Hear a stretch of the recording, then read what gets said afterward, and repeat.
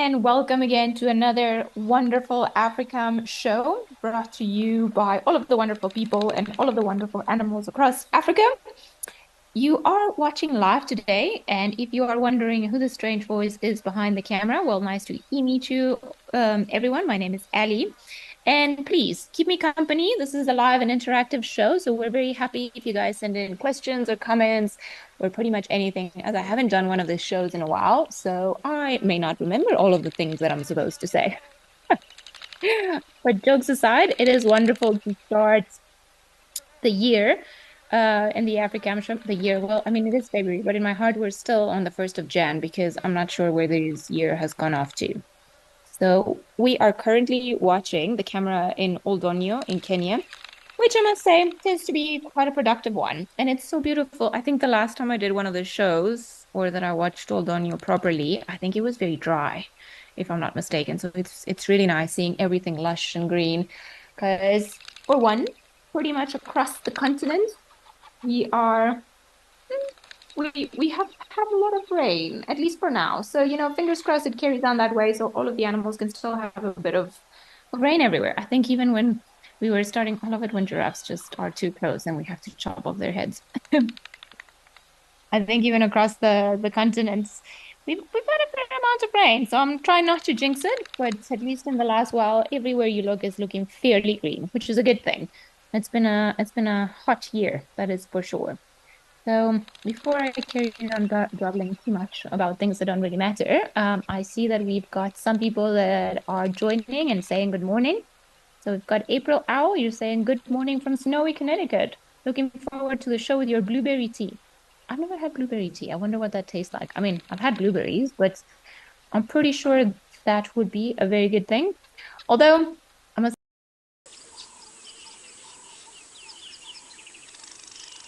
so I could only have the blueberry tea after my two massive giant mugs of coffee. Hello, everyone. Bridget McKinney. Hi, Ali. Great to hear your voice. Well, happy to be here again. It's been a while.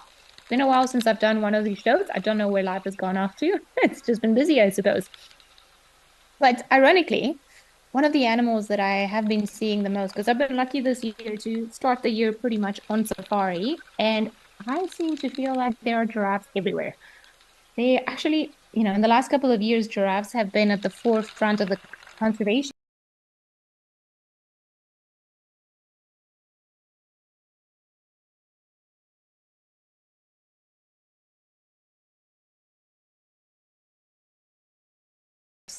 We don't have as many giraffes.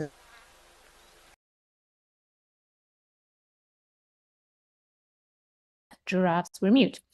I'm sorry. My screen froze. It's hilarious. It was hilarious. I hope somebody got it because it seemed like there was a giraffe coming out of another giraffe. So I'm sorry, Chris, but that was great. I don't know where we are now, but it seems like it's terrapins maybe mating or one carrying another one. I think, yes, we are in Lintore in Kenya, and my screen is frozen. So I don't know if it's actually frozen or if it's other things happening. But I just see two terrapins, one on top of the other at the edge of the water, which is very funny.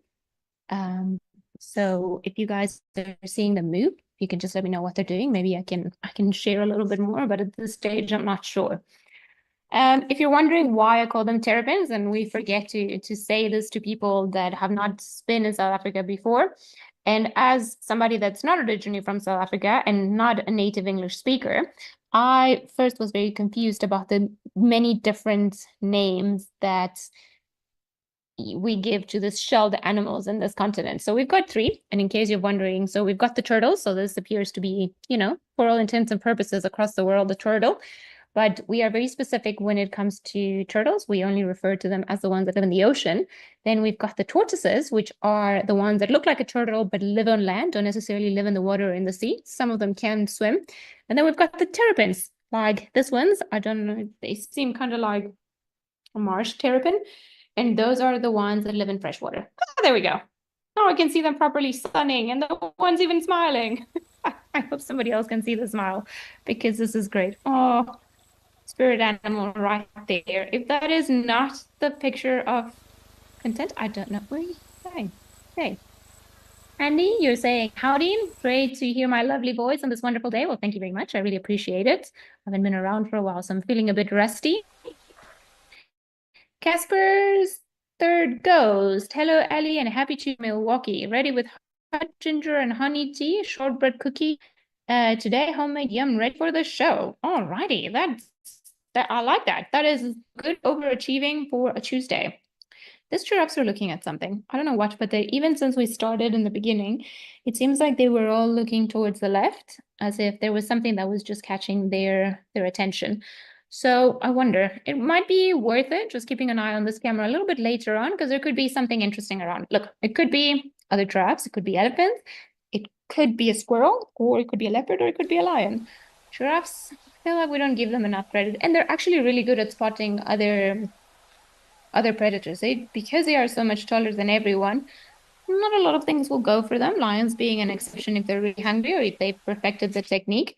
But they seem to sometimes stare. So when you see them out in the bush or where you're out on safari, and then you just see them staring at something, it's always worthwhile investigating what is going on. Sorry, guys, I think we're having a bit of issues with the stream. I think it's that rain that I was talking about earlier. It's certainly, or what is the other word? The storms and the thunder and the lightning damage across internet cables in Africa is real. So it does make things a little bit slower. But how amazing that we can share all of these with everyone across the world. I think that's pretty cool. I like it.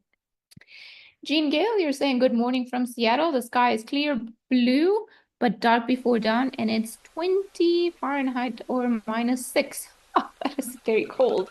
You have coffee and blueberry toast. Well, Jean Gale, let me tell you, I am in South Africa, which is a little bit hotter than where these giraffes are in Kenya.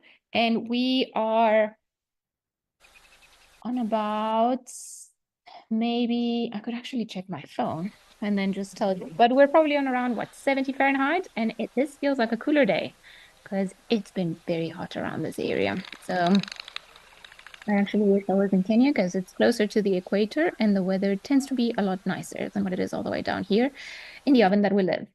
Bowl of kittens. You were reading today about a study that suggested there could be species of giraffe, not one species with subspecies.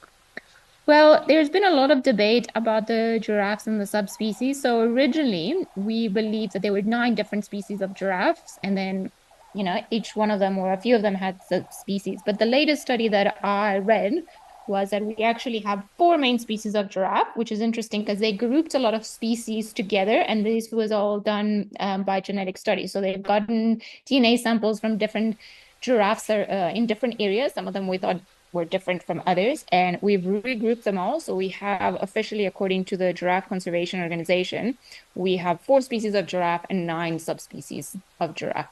It's depending on the geographical variance, but I think we've got the Maasai, the reticulated, the Southern African, and I'm missing one. East African giraffe. I think it's the other one.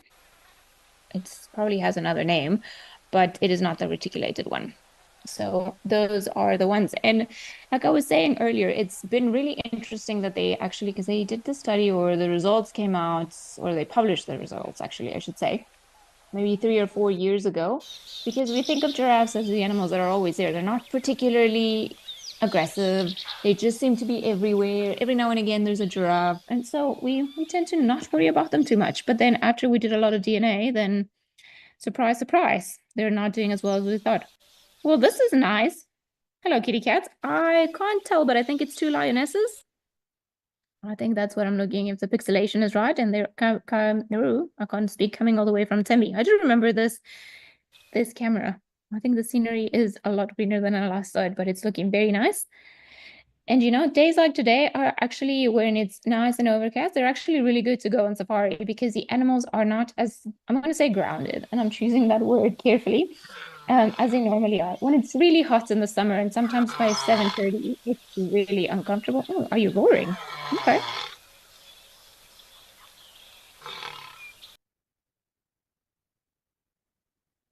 Well, that's pretty cool. I've never had them roar on camera before. I like it. I think that's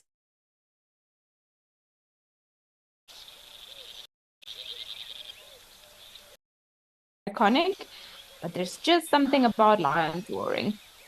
think the second lioness just went by. Sorry, my camera froze there, or my stream froze. But that's very cool. I mean, as I was saying, and you can see from the different drops in the screen that it's raining down there. Days like today are good for animals to carry on moving because in the summer, which is the season that we're in now in the summer hemisphere, it just gets so hot that by 7, 8 o'clock in the morning at most of the animals are either at a water hole or under the shade of a tree, particularly things like lions, because it's just pointless to walk around. Oh, there they are again. It's just too hot. But when it's nice and cool, then of course they can move around for a lot longer. They'll still nap, but maybe they won't nap as much and they'll be more active during the day. So our chances of actually seeing them doing cool things like roaring are a lot higher.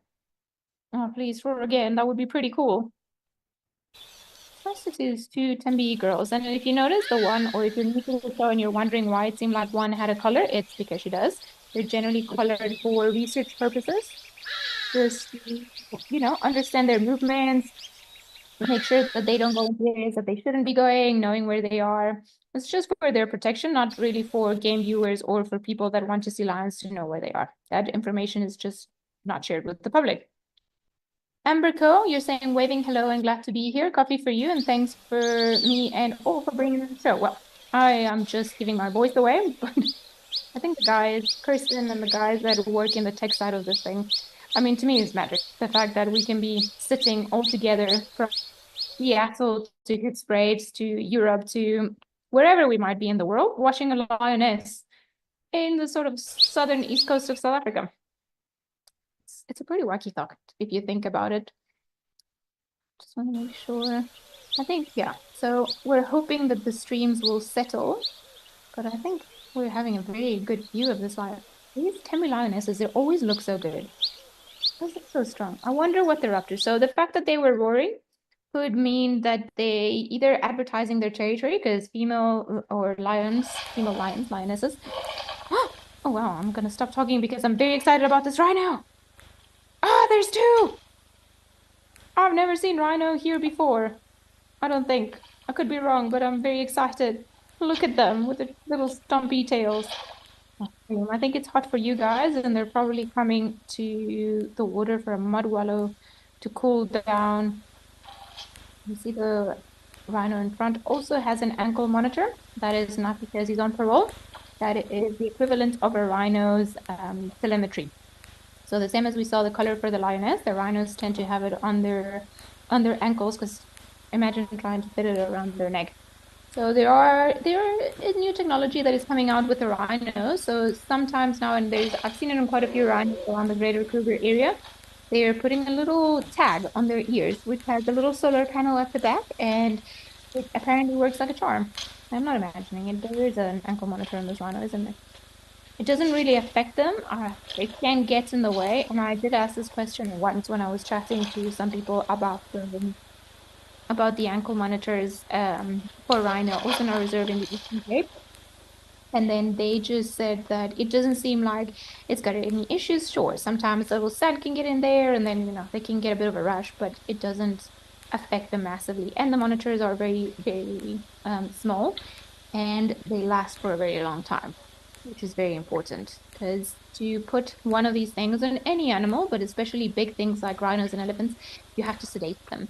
And they're quite sensitive to the anesthesia. So you have to have an entire team of wildlife vets and nurses, and generally they come with the helicopter and then a ground station just to because they've got to dart them from the air, and then everybody else rushes in with the cars just to try and get to them. But I mean, it is worth it. Look at them.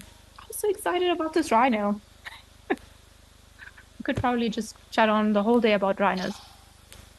So if you're wondering what species of rhino this is, we get two species of rhino in Southern Africa, or just basically generally in Africa, and then we have different subspecies. But in broad terms, we have the white rhino, which is the one that we're looking at. So if you look at the bottom lip, you see it's quite big and straight. Oh, thank you for demonstrating. That is a white rhino. The black rhinos, on the other hand, and the terms white and black has got nothing to do with the color of their skin. They're both sort of a grayish color. And in this case, this rhino is a bit red because it's mud wallowing and often taking the coloration of the soil or the sand around it. So it's not really this color, it's more of a gray color. But the main difference is the black rhinos have a smaller head and their lip is not as wide as this one, as these guys. Their lip is actually, the top lip is triangular and it's prehensile. So it just means that they use it to grab the branches of the trees and then put them in their mouth. Because these guys are grazers and then the black rhinos traditionally browsers. Although I've seen black rhino eat grass every now and again, but it's not really their primary food source. Shit, it looks even windy there. I'm sure it's nice for the rhinos to, I want them to get in the water. Sometimes rhinos have the best time in the water and it's hilarious because they're trying to make sure they get the mud everywhere because the mud, first of all, traps the ticks and then it just like stops that itch and then they go and scratch themselves against a stump or a tree or something like that to try and remove as many ticks as possible. But it also acts as a solar protector. I'm sure there's another word for that. Sunscreen. Oh, wow. I can't believe that my words were failing me like that. And that's why then they take on this reddish coloration. So if we, come piggies!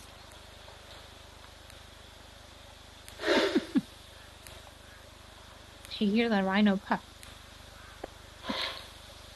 Animals are so funny. They're such bullies around water. If it were an elephant, I'm sure it would have at least used its trunk to try and make the warthogs go away. You see, the warthogs are also of a reddish color. So it's not like everything in the Eastern Cape is red. It's just taking on the soil coloration. Imagine if you were out in the bush in the red sand for a while, we would also turn red. But yeah, so when the warthogs arrived and the rhino just huffed and puffed, rhinos are actually quite vocal. I used to work in a place in a wildlife rehabilitation center, and we had a lot of rhino, and they're very whiny. Their voices are actually super high pitched, so they have a deep growl if they want to be scary, which is scary. It sounds like almost like a lion growling, generally reserved for males when they're really angry or females if they're pitched down. It just doesn't seem like it could come from such a big animal. And then if not, the huffs and puffs. Tedila Lulu, I hope I said that. You're saying good afternoon from a cold Cheshire with your cup of Earl Grey. Oh, well, that sounds nice. I myself am having water, but I suspect I could have tea. I did have some coffee earlier, taking advantage of the cooler weather. Come, piggies, come back to the water. This is such a stunning view.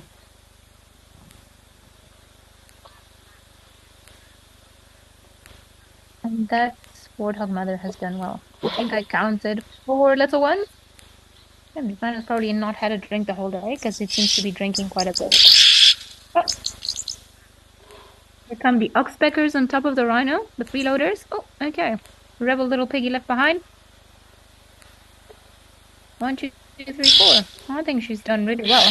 Because of course, warthogs, small warthogs, young warthogs, they are predated upon by many creatures, leopards in particular. Then we've got things like maybe potentially even caracals. Lions will definitely eat them.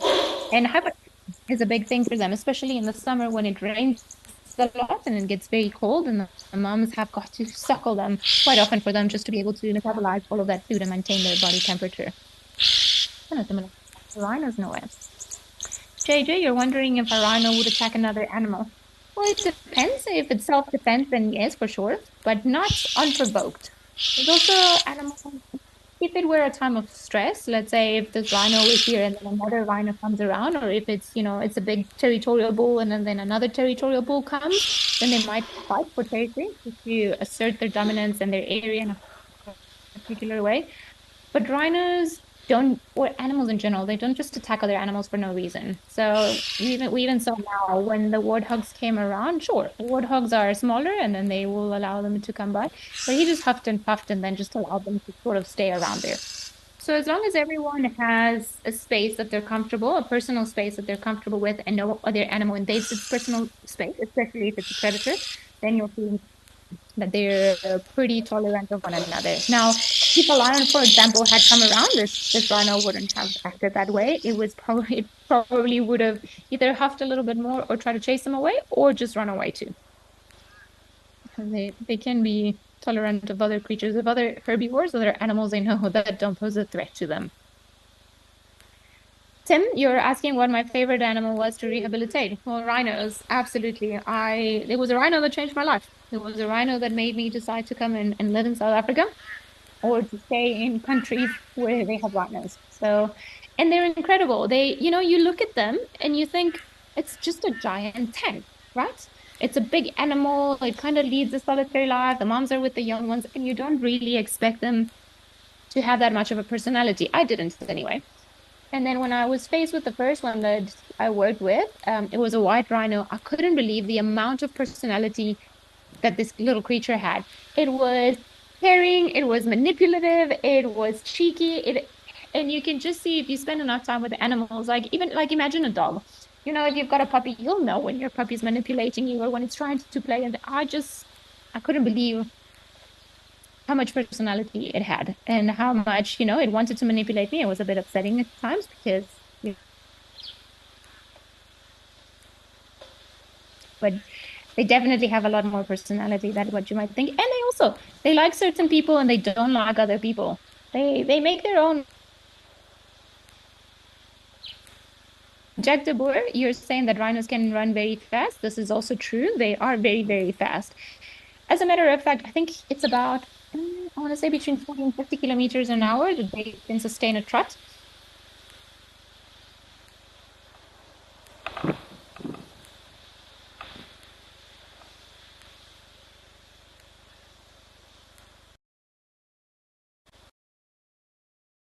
I would say rhinos are perhaps some of the easier ones because their eyesight is not as good as their sense of hearing or their sense of smell. So as long as you use the sun and the wind in your favor, chances of a rhino spotting you are not that high. And you can generally view them quite nicely. I like watching rhino on foot because they even sometimes if they see you, they're just like, I don't care. I'm just gonna carry on browsing and dream, I think. White rhinos. Black rhinos, different story. They like to live in thickets. So approaching them might be a bit trickier because if you are in a thick place and they don't have a lot of escape routes, you might just be standing in the way of that escape route, meaning that they might come for you. Seems like this is a giraffe day. There's another giraffe in Aldonia, or maybe not another one, but maybe some of the ones that we were seeing earlier. They've had their drink of water and now they've come to eat a little bit of the greenery. To be honest, it seems like some of these gardeners are slacking. There are a lot of branches out there. They could really do a better job, can't they? And it is very funny. I'm sure this is going to change as the seasons dry, which is only going to happen in the next couple of months or so. But when it's very dry, you can actually see the giraffe feeding line on a lot of trees, particularly the tall ones. And you see this perfect straight line, and then you know how far up the giraffes can reach. That is very funny. It almost seems actually giraffes. I think one of the most fascinating things of all of these big animals, giraffes and elephants included, is how does such a big animal, and we know the answer, generally camouflages and body shapes and patterns are what allows them to blend in. But if you look at it, I mean, it's one giraffe. It's the tallest animal we have, and it goes behind one tree and we can't see it. I think that's always great. If there's anything else here, if there's another giraffe that we're missing, it could be hiding behind there, a little one too.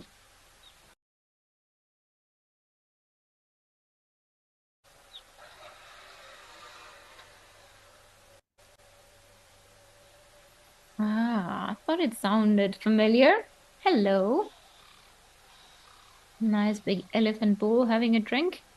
Maybe that's what the giraffes were looking at earlier when they came and we started the show and they were drinking and they were facing in a certain direction. Maybe the elephant was nearby eating something, or maybe they could just see the elephant approaching. There's the elephants, sometimes they don't love sharing their resources. They can be bullies, let's put it that way. So if there were a bunch of giraffes here, if this elephant were on the edge of the hide or of the dam, and then giraffes on the other one, chances are that he would be fine for them to drink there and him there. But too many giraffes, like right next to the elephant, not too sure how the elephant would feel about it. Sometimes they like their space. I think you're missing a tusk. I'm sure this guy must be a regular. So if you guys know who it is, I would love to know too, because I am very out of touch with all of the elephants that come around here, and he seems to have quite a prominent notch on his tusk. I'm sure that's what he uses to cut branches, maybe knock down a fence or two, because we know elephants have a sense of humor. It must be very hot. It's just drinking and then, of course, spraying some water, particularly behind the ears, because then this is where their cooling system happens or where their cooling takes place. So if they cool the blood behind the ears where the skin is thinner, then the rest of the animal cools through. Mr. HUAE87, you're saying that this elephant's name is Lobolo. I like that name. Actually, I like it a lot, and I feel like it suits them. Do you know what Lobolo means by any chance? I couldn't tell you. But he seems to be quite a mature elephant. Also, a very nice demeanor.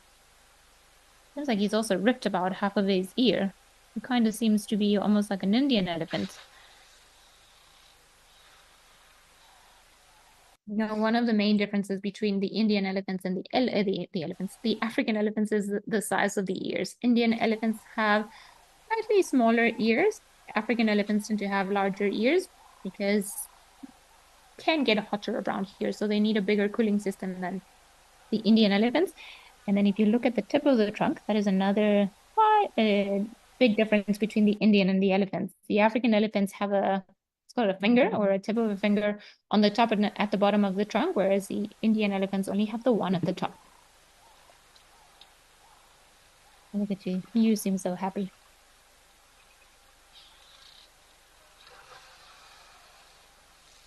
Definitely just the one tusk. Very large tusk. I would like to see it from the other side and understand if it maybe had a tusk and it broke, because that can happen. And sometimes if they get a little bit too large or too heavy, sometimes they break. And it must be quite painful because it's basically a tooth that is being broken, or if it just was born without it.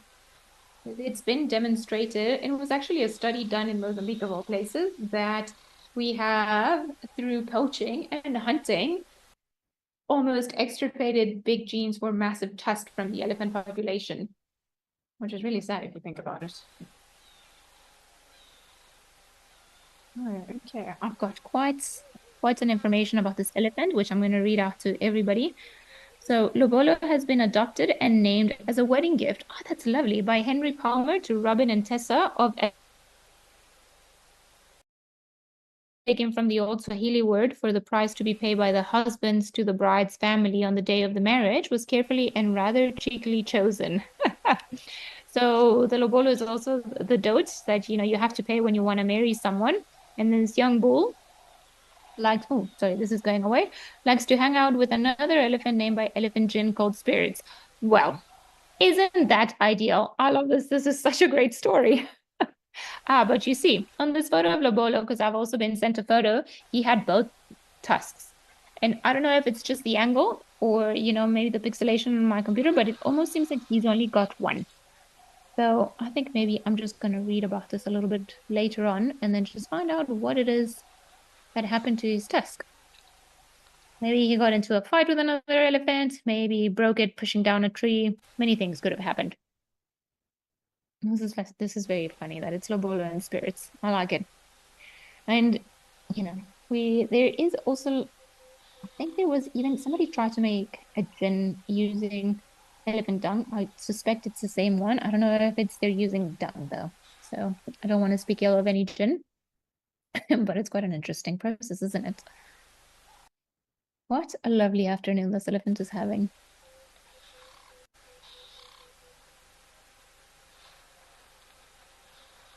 I also don't think we give doves and ring-necked doves enough credit because they're also a very typical sound of the bush, isn't it? That and bonklins or spur fowls.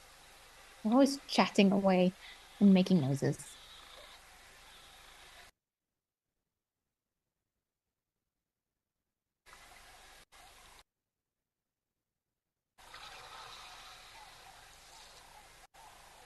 I don't know if you guys can hear it, but I think that's also one of my favorite sounds. Whenever it drinks up water and sucks it up with the trunk and then puts it back in the mouth, you can hear it. And it's like it almost sounds like a well, doesn't it? When they put all of the water back in their mouth. Jean Gale, you're saying it's so interesting about the rhino personality is what I was telling earlier on. I found it fascinating and I was exposed to it firsthand, but I believe elephants are about the same. Of course, they have massive emotions and great brains and well-developed brains and problem-solving abilities. So I have some friends that have worked in elephant rehabilitation or have been exposed to sort of elephants that are more habituated to people than some others, and everybody just says that elephants are incredibly clever. So I suspect elephants would also be very interesting to deal with on a rehabilitation basis. Although all of these animals, you have to be careful because, a love tap for them might break one or two of your bones. Well, hello, little hornbills. Well, you guys are not little, but these are ground hornbills, which are always very special to see. There's a lot of conservation efforts that are also being put into the hornbills, and a lot of them are actually nesting at this time of the year, and they're busy raising their chicks. Interestingly enough, I'm going on Friday to go check up on a conservation project around the area. It's the ground hornbill project, and I think it's done with the Fitzpatrick Institute of Ornithology. I think that's the proper name. And they're going to go away some of the chicks and some of the no nests that they've got. So what they've been doing, which is quite interesting, is most birds, and hornbills included, they lay two eggs. There's the first egg, and then the second egg is almost like an insurance egg. But they actually only raise one chick.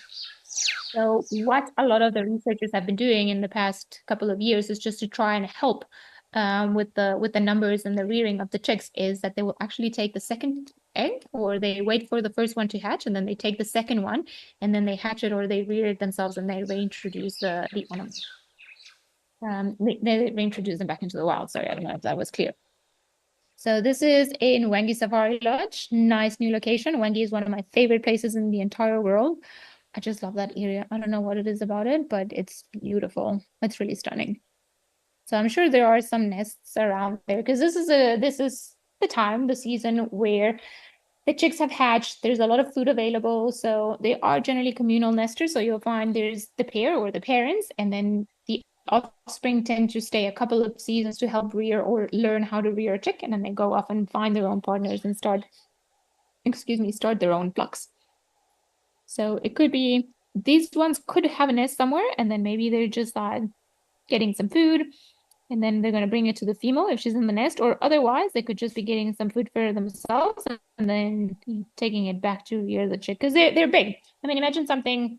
I want to say I haven't ever seen a wild turkey, but I would say about the size of a turkey from what I've seen in the movies and from I'm going to call it carcasses at Thanksgiving. so, so they're fairly large birds. Very sharp beaks. They could be hunting anything in there from insects to actually the last one I saw feeding on something was eating a snake. I suspected a mamba from the silvery color that it had in its mouth. They also eat tortoises. They've been known to eat scrub hares. They're quite the predators, these guys. Don't be fooled. They're pretty, but also deadly. Mindy, you're wondering if all hornbill species nest in a tree hole? Well, the ones that we get in Africa, as far as I know, hillbill, what's the name of red bill? Sorry, I couldn't think of the color. And then Bradfields and all of those ones, they have very similar nesting patterns. So of the ones that we get here, I would say yes. It's just a bit trickier with the ground hornbills because they are such large birds. So they are one of the creatures, and it would be interesting to know how they would fare in a place with Wangi. I'm not familiar with the population levels over there because hornbills and elephants have not a great relationship in the sense that where there are elephants, and if you have too many elephants, then sometimes what happens is that the elephants don't allow the trees to get to a certain size because they eat them while they're still saplings, or they tend to push down trees. And these guys are very particular about where they nest, so much so that if they don't find a good nesting site, then they forfeit that nesting season altogether. It's one of the reasons why they're endangered. That and the fact that it takes them about 7 years to rear a chick. Sorry, I'm just hearing something in the camera and it sounds like a pig dying.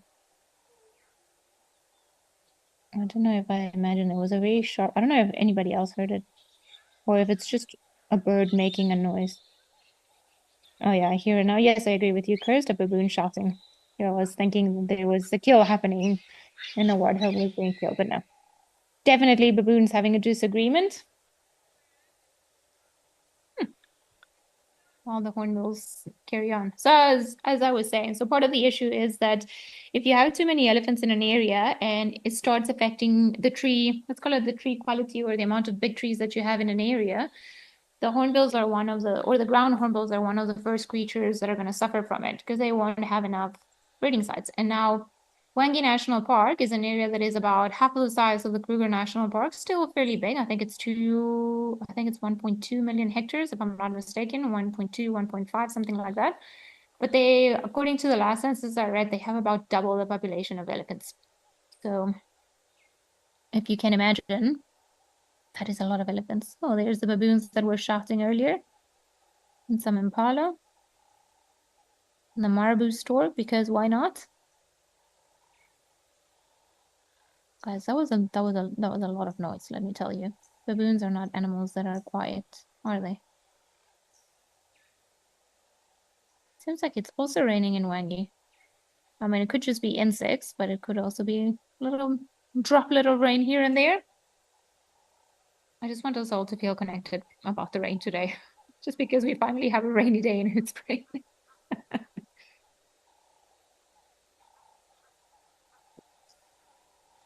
Quite busy. I mean, oh, what are you looking at, Impala? You see that stance? It's looking, oh, both of them in a certain direction, very alert. Oh, okay. Alert has passed. We're not too worried. So when Impala jump up and look that way, very often it's a good thing to stop and then just scan around and then see in the direction that they're looking. Because if they spot something, that's their stance. That's what they go on and then sit like. And because if they see something, they're going to start shouting and they go just to let the predator know that they've been spotted. There's a lot of marabou storks. These big black and white birds that we see in the background over there. Are you eating some termites, baboon? I mean, I know there was a termite mound there, or as you can see in the front, but I suspect not. Oh, bit of an altercation. Oh, definitely not an altercation.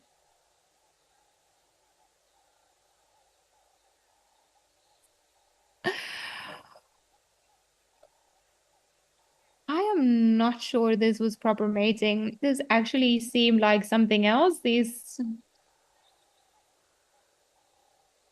Because so when baboons come into heat, their hindquarters become very red in coloration. That is the way that the females let the males know that they are ready to mate. And it seems like the one on the right was looking like that, but then it was the one that mounted the other one. So sometimes they can do it for dominance, just as a way of establishing where they are in the hierarchy, because this was not proper baboon mating.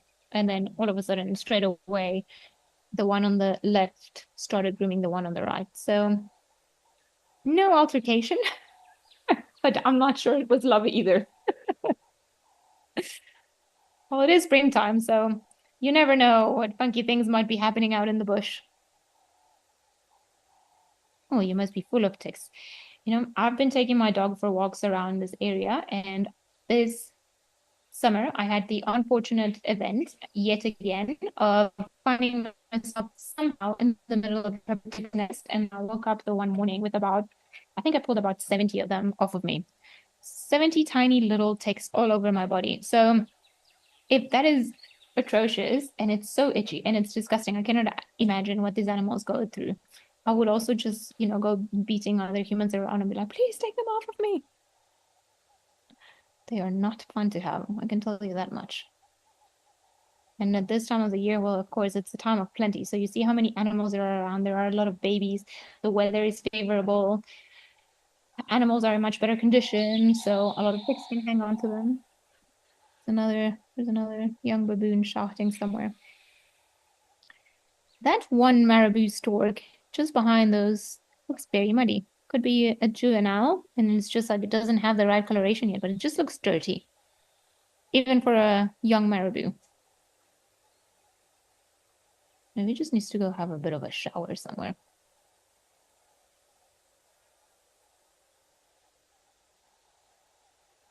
See what this baboon does.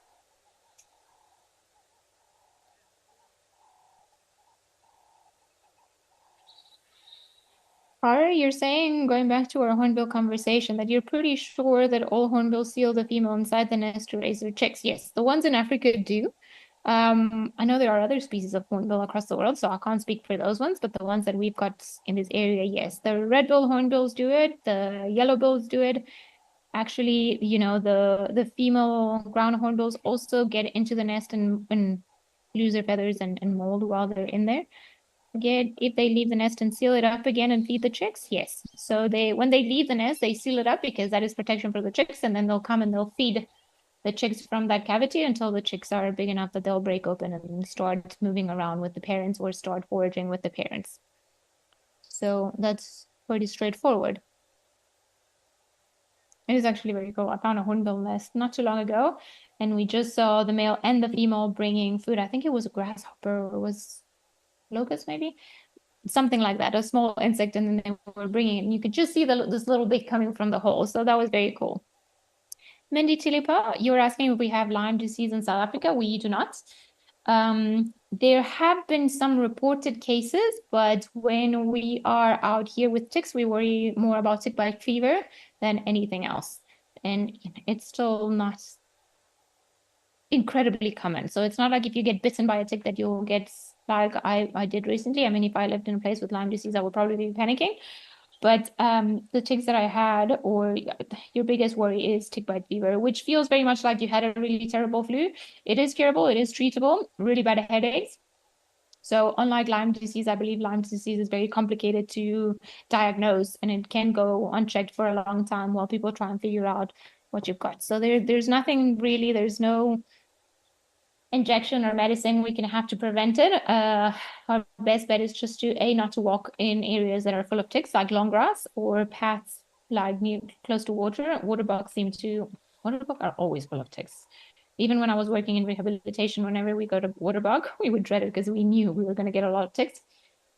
And using a lot of insect repellent. So they're not you can still find a bunch of them during the wintertime, and you can still walk in the wrong place during the wintertime, but they're not as prevalent in the wintertime. It seems like in the summer, it's a time of plenty, even for the ticks, which is not great. But no, we don't have Lyme's disease here, at least not free roaming like in some other places. I really like this view from Wangi. It's really nice seeing so many marabou storks and the baboons. Just a very casual Tuesday afternoon in the bush for everyone. And I mean, it's incredible to see like all of this water because so Wangi is an interesting place because it's a desert essentially. It's just a crossover between the desert and the non-desert. And it can get so green. And if you go there in the middle of the year, and then it's freezing cold, and all of this just turns of that very grassy color, and it just turns that golden color. A lot of trees don't have leaves except for that whole stretch of trees, and then you get all of this camel thorn trees. Oh, I really love Wangi. It's beautiful. It's definitely, if it's not on your list, definitely worth thinking about. A very good place to see lions too. I've always been incredibly lucky with lions in Wangi. I feel like we're looking for a leopard now. Sure, let's try. Maybe there's a tail somewhere on those trees.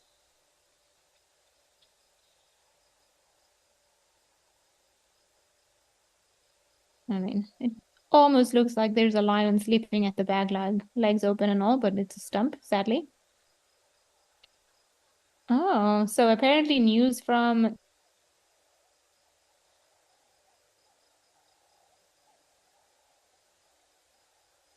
Is that a carcass? It actually even looks like a carcass that was there on the left earlier. But that there was a cheetah seen over the weekend at night at this particular waterhole. That's pretty cool. I like that. Cheetahs are very special, I think. And a crocodile caught something. I wonder what. Maybe a marabou stork. Actually, there are plenty of those. Perhaps some catfish or something like that too. How pretty it is with all those trees in the background. It's very nice. Well, I think we've had a wonderful show. Lots of very interesting things around. Particularly excited about that rhino sighting we had all together. But while this looks as peaceful as it does, I'm going to love and leave everyone. So thank you for joining us. And then please do join us again next week, same place, same time, for a view across all these wonderful cameras in Africa. Okay. Goodbye, everyone. Have a lovely afternoon.